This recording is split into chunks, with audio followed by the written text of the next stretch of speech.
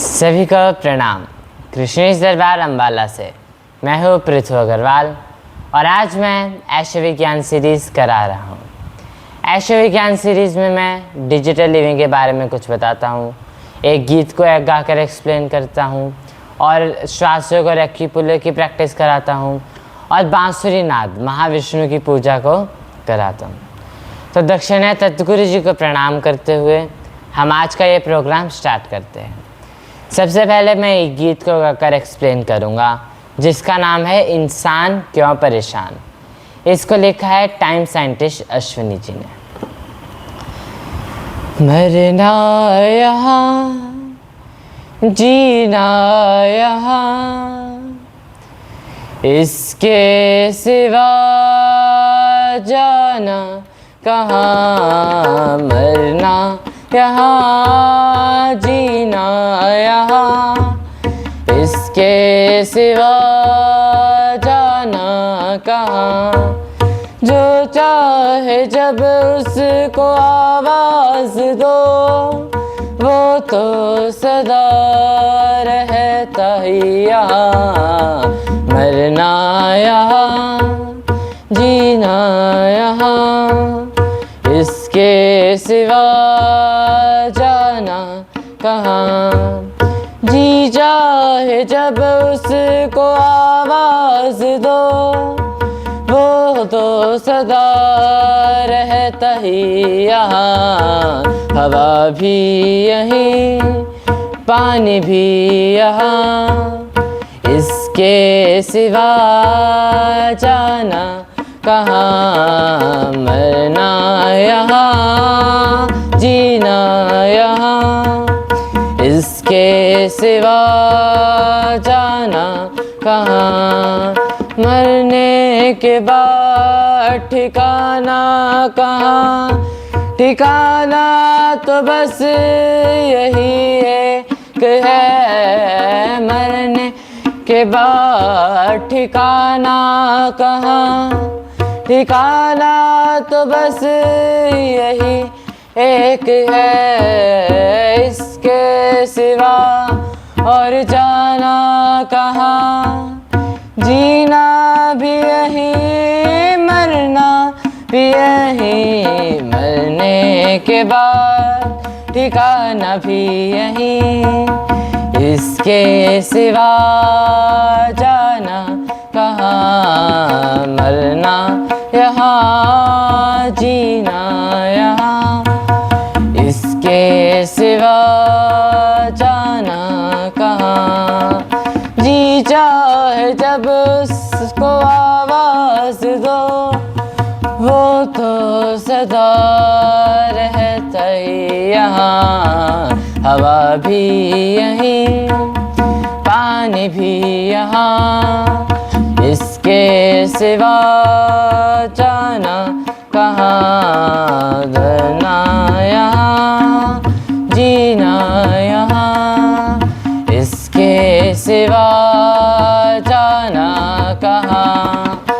इंसान के झंडे है तीन, तीनों बजाए अपनी ही बीन। इंसान के झंडे है तीन, तीनों बजाए अपनी ही बीन। झंडे शरीर तो नाच नचाए, मन का झंडा करे परेशान। ज्ञान का तभी होता है झंडा, जो करने नहीं दे ठीक काम। क्या तो करे क्या ना करे, समस्या का है क्या कोई समाधान। मरना यहाँ जीना यहाँ, इसके सिवा जाना कहाँ। मरना यहाँ जीना यहाँ, इसके सिवा जाना कहाँ। अपने यही तो सारे जहां इसके सिवा खोजे क्या कहाँ, मरना यहाँ जीना यहाँ, इसके सिवा जाना कहाँ, इसके सिवा जाना कहाँ, इसके सिवा जाना कहाँ।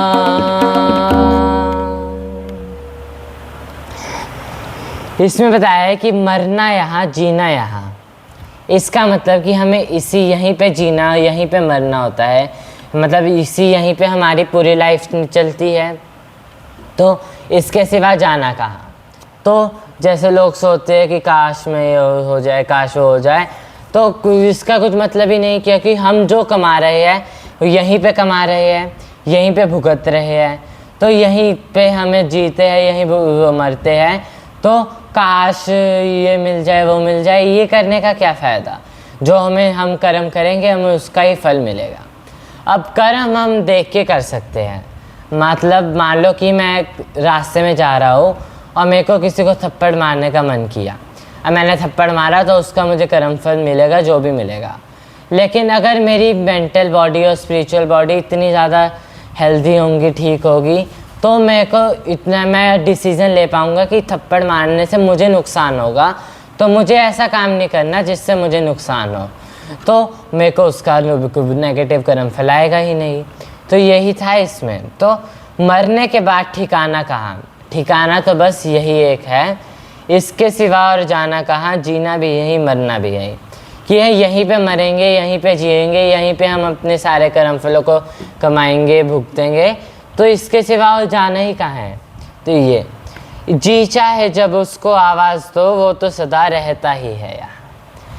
मतलब जैसे कि हम बोलते हैं कुछ भी बुरा हो जाए तो हे भगवान, तो जब भी हम ऐसा करते हैं तो किसको हम याद करते हैं, तो कृष्णांश है हवा की ऊर्जा, उन्हीं को हम याद करते हैं। तो कृष्णांश, ये हवा तो हर जगह है और इस हवा में एक एनर्जी है, उस ऊर्जा का नाम है कृष्णांश, तो हर जगह है, हम उसका यूज़ कर सकते हैं जब भी हम बीमार हो या हमें किसी भी तरीके की मेंटल स्ट्रेस हो या प्रॉब्लम हो।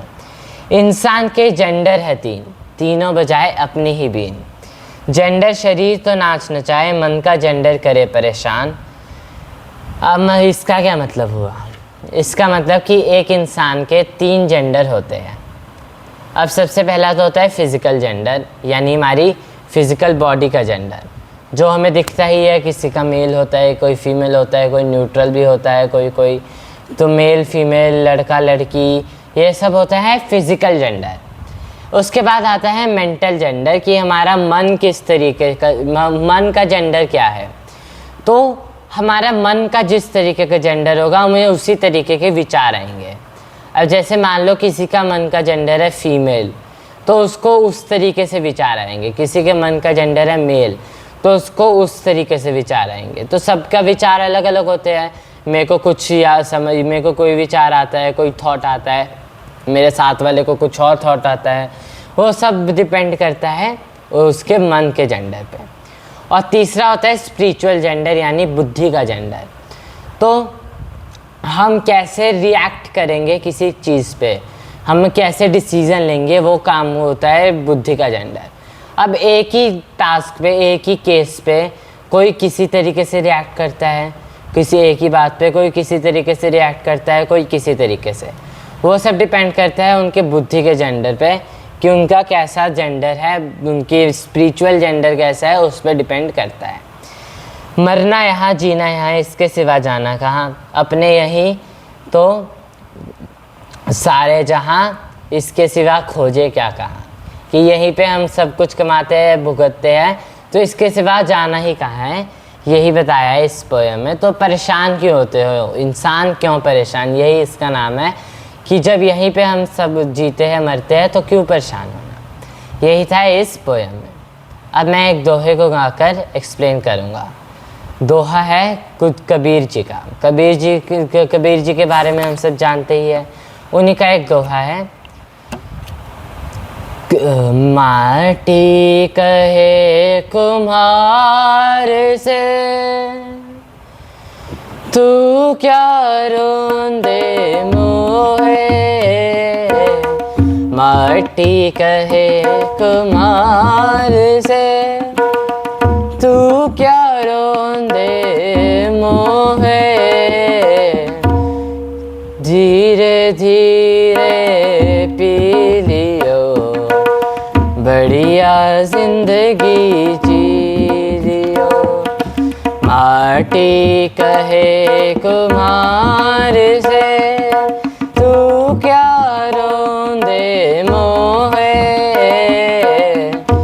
एक दिन ऐसा आएगा, मैं रोंदूगी तो इसका मतलब माटी कहे कुम्हार से कि तू क्या रोंदे मोहे। जो कुम्हार होता है वो मिट्टी को रोंदता है और उससे पहले उसको जैसे आटे को गूंथते हैं वैसी मिट्टी को वो रोंदता है और उसके बाद उससे बर्तन या चीज़ें बनाता है। तो माटी कहे कुम्हार से कि तू क्या मुझे रोंदेगा, एक दिन ऐसा आएगा कि मैं रोंदूंगी तो है। मतलब मैं तुझे, क्योंकि हर इंसान मरता है तो मिट्टी में ही मिल जाता है, जलाते हैं राख बचती है उसको मिट्टी में मिल जाती है, तो मिट्टी से में ही हम मिल जाते हैं। क्योंकि हमारे 5 तत्व से हम बने होते हैं, 5 में पृथ्वी तत्व होता है, हमारा शरीर पृथ्वी तत्व का होता है, तो हम मिट्टी में ही मिल जाते हैं। तो यही बताया था इस दोहे में। अब हम 3 मिनट श्वास योग की प्रैक्टिस करेंगे। श्वास योग में हमें धीरे धीरे सांस को इनहेल करना है और धीरे धीरे एक्सहेल करना है। अपनी सांस, अपनी श्वास को हमें धीरे, अपनी सांस की स्पीड को हमें धीरे करना है। धीरे धीरे इनहेल करना है, धीरे धीरे एक्सहेल करना है। खींचना नहीं है, बिल्कुल भी रोकना नहीं है।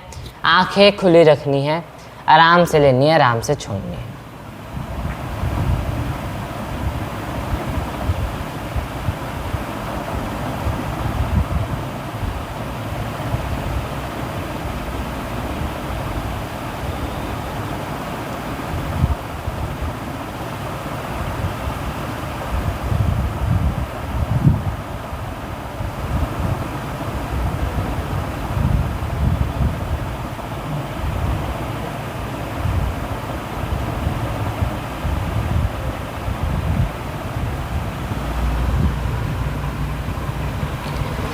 ये मैंने एक सांस ली, इसमें जब मैं हाथ को ऊपर ले जा रहा था तब उसी स्पीड से मैं इनहेल कर रहा था जिस स्पीड से मेरा हाथ ऊपर जा रहा था, और जिस स्पीड से हाथ नीचे आ रहा था उसी स्पीड से मैं एक्सहेल कर रहा था अपनी सांस को। धीरे धीरे प्रैक्टिस करते करते लंबी होती जाएगी। अभी इतनी सी आए तो इतनी ही लेनी है, खींचनी नहीं है, आराम से लेनी है, बस धीरे लेने की प्रैक्टिस करनी है।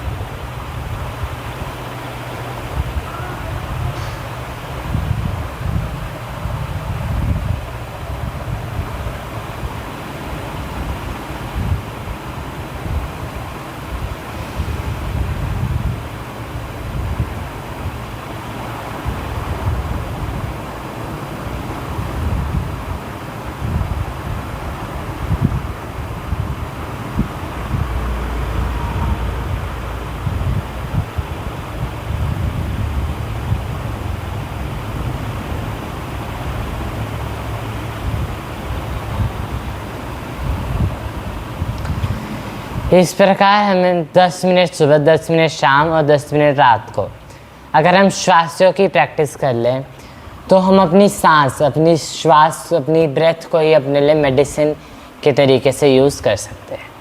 तो हमें किसी भी एक्सटर्नल दवाई की ज़रूरत नहीं होगी। हमारी सारी बीमारियां धीरे धीरे हमारी मेडिसिन से ही ठीक होने लगेंगी। और उसके बाद नेक्स्ट स्टेप भी आने लगेगा प्रिवेंशन का, मतलब प्रिवेंशन भी होने लगेगी, आगे चलकर बीमारी नहीं आएगी। तो इसी तरीके से श्वासों की प्रैक्टिस करनी है। अब 3 मिनट हम एक्यूपुलर की प्रैक्टिस करेंगे। एक्यूपुलर में प्राणाचार्य मूल वाक्य गाते हुए हमें अपने सभी जॉइंट्स को प्रेशर से पुल करना है।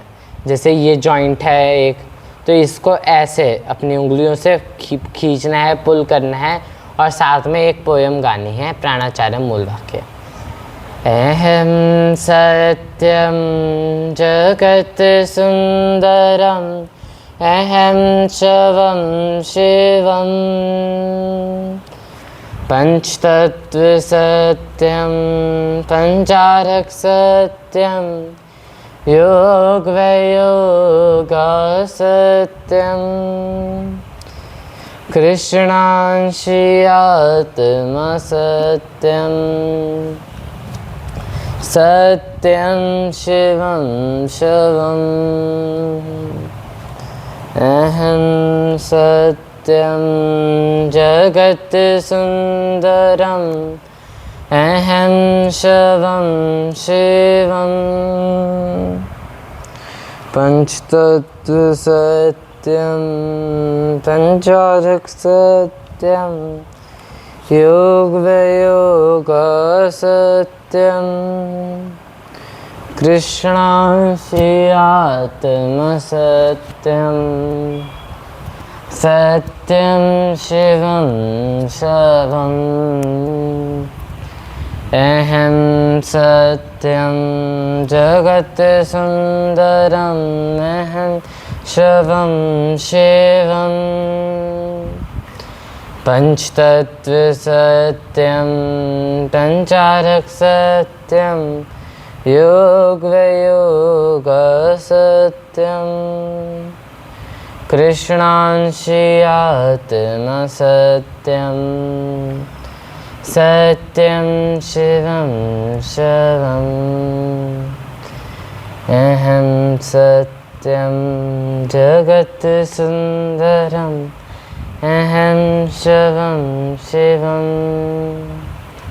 पंचतत्व सत्यम पंचारक सत्यम योग वयोग सत्यम कृष्णांशी आत्मा सत्यम सत्यम शिवम शिवम।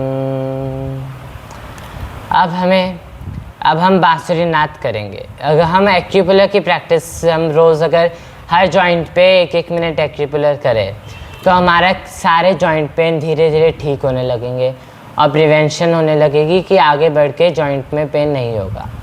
जैसे माना जाता है कि बुढ़ापे में तो दर्द आएगा ही, तो ऐसी बीमारियां ठीक होने लगेगी, ऐसी प्रॉब्लम्स ठीक होने लगेगी, हमें कभी भी जॉइंट में पेन नहीं होगा अगर हम डेली एक्यूपुलर की प्रैक्टिस करें।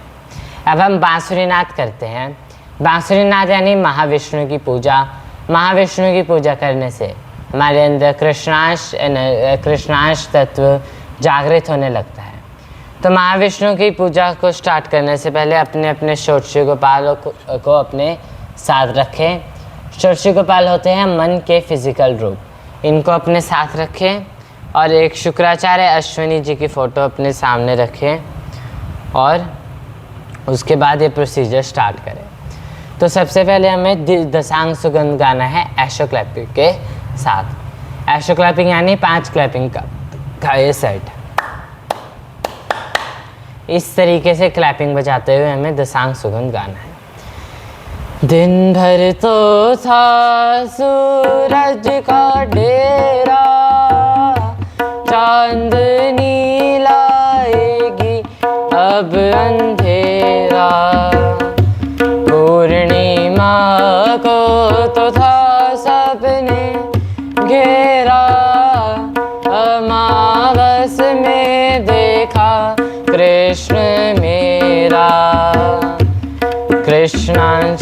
जगा हुआ तब सवेरा, अश्वनी सुगंध को जिसने बिखेरा। अब हमें 13 सांस श्वासों के तरीके से लेनी है। मैं एक लेके दिखाऊंगा। श्वासों के तरीके में श्वासों वही जैसे हमने धीरे धीरे सांस लेने की प्रैक्टिस करी थी, उसी को बोलते हैं श्वासयोग या ऐशो सांस। ऐशो सांस है उसका नाम। तो ऐशो सांस हमें 13 लेनी है।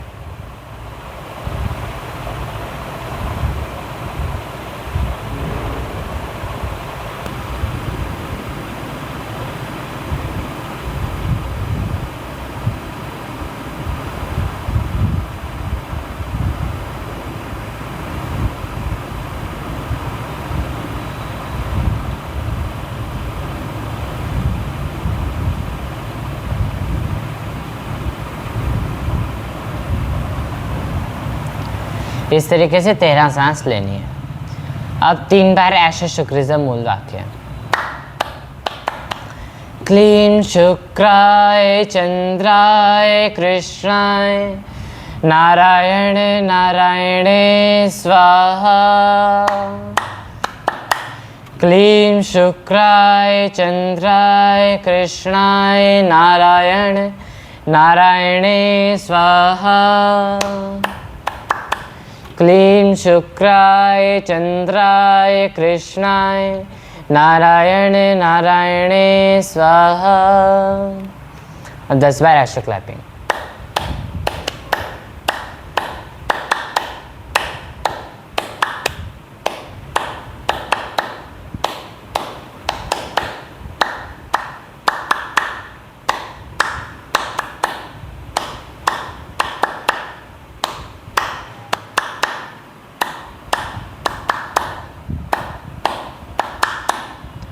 और फिर से एक सांस श्वासों के तरीके से लेंगे।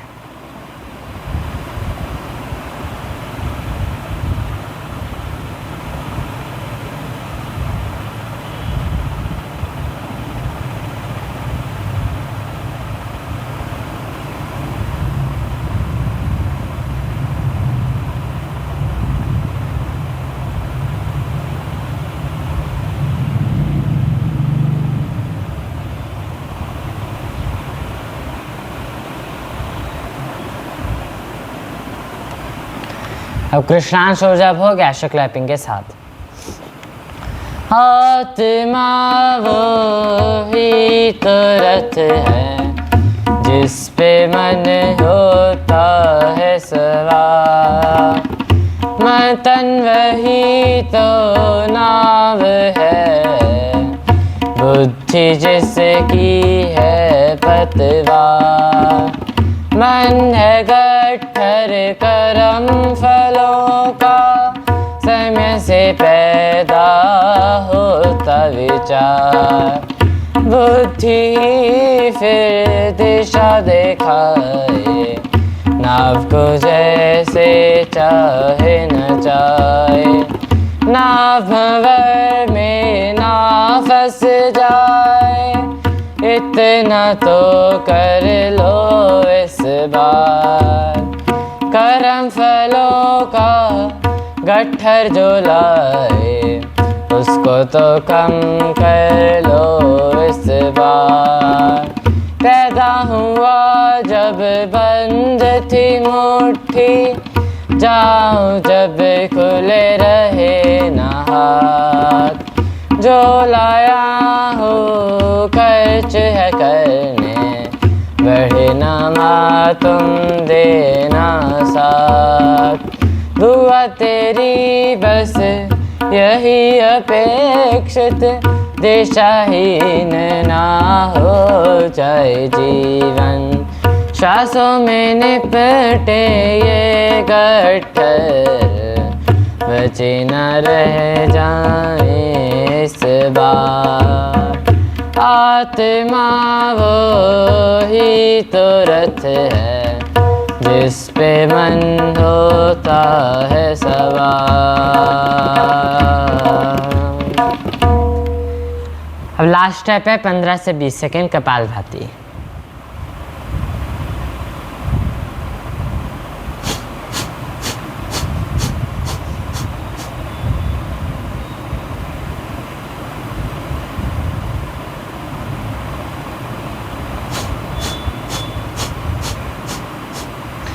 तो इसी के साथ आज का ये प्रोग्राम यहीं पे समाप्त होता है। सभी को मेरा प्रणाम। जय कृष्णांश, जय कृष्णेश, जय हो ब्रह्मांडेश कृष्णेंद्र की। दक्षिणायन तत्गुरु जी को प्रणाम। जय कृष्णांश।